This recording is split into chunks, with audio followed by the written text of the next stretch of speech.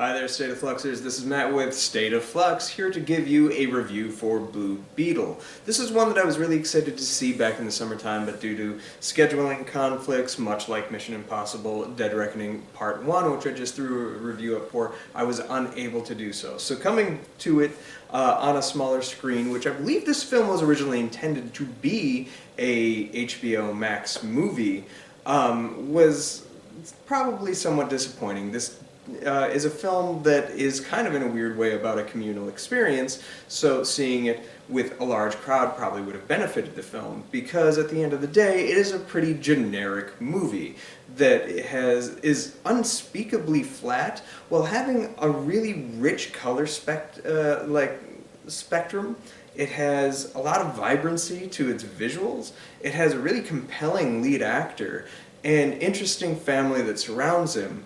You'd think this movie would be better, but it's so by the numbers that it kind of isn't. The one thing that I will say makes this movie worth watching is how it captures sort of the Latin family experience. My wife being Latin, I was able to identify a lot with a lot of things in this film, where when Jaime becomes the Blue Beetle, he's not the only one that does. Even though it's only him that gets the superpowers and the Beetle attaches himself to Venom style, it is his entire family that goes on the journey with him.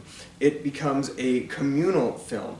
And they do a really interesting thing in the third act that I thought I've never seen before, where traditionally you'd have somebody within the family be captured and become the damsel in distress for Blue Beetle to save. Blue Beetle gets captured in the third act, and his family with no superpowers comes in to be the saviors of the day. That was something that I really appreciated.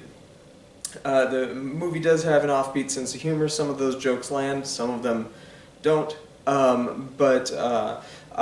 This was a nice tee-up of a film to set up a otherwise interesting character. I really do like this character in the comic books, and I really like the actor performing him.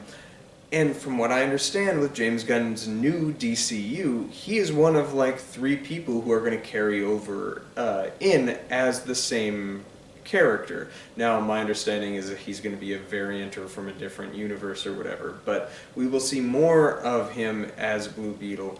I would like to see him explored in hands that are, you know, a little more firm and strong, and in a film that is more sure of foot than this film is.